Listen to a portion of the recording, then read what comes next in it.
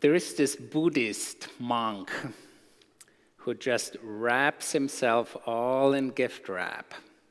He puts a bow all the way on top, and he says, "I live in the present." Right in the present, being open to what the gift is.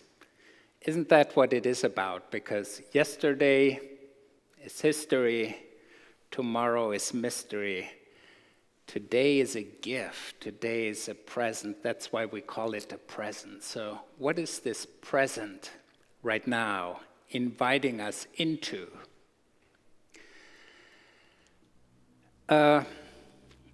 What I learned from Mary is that she said yes to God. So Angel Gabriel comes and he says, "You will become pregnant, you will have a baby." And she was a teenager and she had no idea what this would mean. So no idea under the circumstances. So all the concerns, all her worries, all her not knowing, all her anxiety, how the heck is this all going to work out? Do not keep her from saying, "Yes, I want to become part of your plan, oh God. Yes, I am open and receptive for you. May it be in my life as you want it, as you plan it." It's those good old words that come back to us saying like, "Your will be done." It's the same question for Jesus in the garden where he's wrestling and he knows what's ahead will not be easy. It will be wrestling. He's sweating blood, tears of blood. It's just consuming him. Yet what he does and opens up and says, in and through this mess, I remain open. Try to let your will be done in my life. And attitude, that openness, that's what really matters. That makes a difference. So Viktor Frankl, wrote a book. He has experienced the Nazi concentration camp. And in his research and in his interview and in his experience from the concentration camp, he tried to find out what is it that keeps people going? What can you take away from people without them fully giving up? Or what makes a difference? What makes the difference in between just making it and being present or falling apart? And he said the one thing that no one can take from you in no and any situation is your attitude. So the way you orient yourself in a situation, the way how you are present, no one can take that from you, not even in the most dire circumstances. So Mary, being in her world, not knowing what it all means and how this is all going to work out or not work out or fall apart, or she just has no idea. What does she do? She says, yes, yes.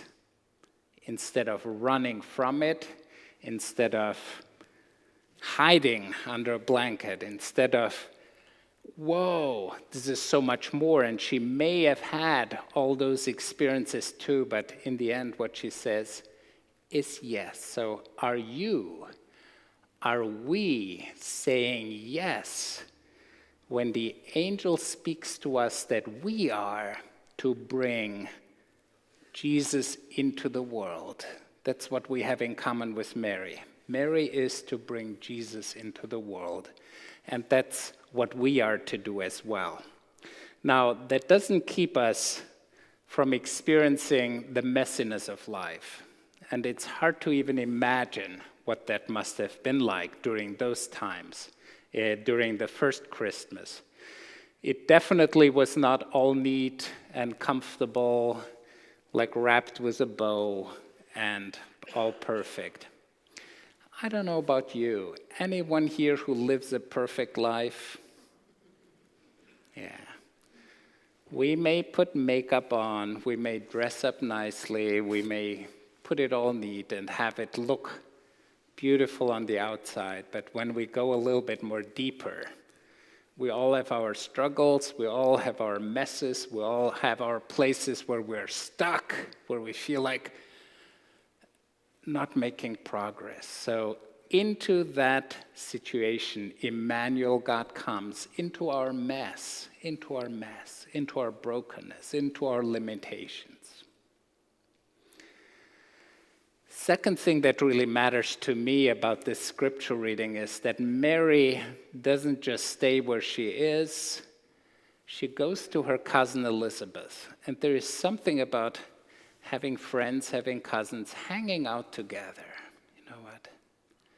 That we're not all on our own, but somehow we take whatever is unfolding, whatever is going on, and go to family, go to friends, hang out together so we're not all on our own. And as soon as Mary moves into and walks into Elizabeth's home, Elizabeth feels John the Baptist, her baby, leap for joy in her. So there is something about a mutual connection, a loving, a caring connection that opens, that lightens the weight, where joy rises. It's not that you and I make the joy, but when we're together, we realize some joy can rise in us. It's like being together, open and receiving the gift. Often that keeps us going. And what does Mary then do? First she says yes, then she goes and visits with Elizabeth and she experiences that joy. And then she shares that joy. My soul magnifies the Lord. It's the Magnificat. It's this, wow, the glory that we respond to, the gift, the preciousness of new life, the gift that God has chosen us, has chosen her in her lowliness, has chosen us in our messiness to bring about new life through us. God has done great things for me. God has done great things for us. God has done and keeps doing great things. My brother Conrad, some years ago, he had a very challenging time during his life, going through the valley. And he told me he chose to go and look at children, how they played. There was something about for him being in the presence of children and just looking on and being present, and that kind of was balm and healing for him. So there is something about the newness of children, of looking at babies, looking at children here, preparing for the pageant, being out there and just looking with children's eyes and looking and connecting with that childlike part in us from which joy and healing and beauty and wholeness and praise can come. So, God chose Mary, one of the lowly ones, humble, to become the mother of Jesus, to bring life into the world.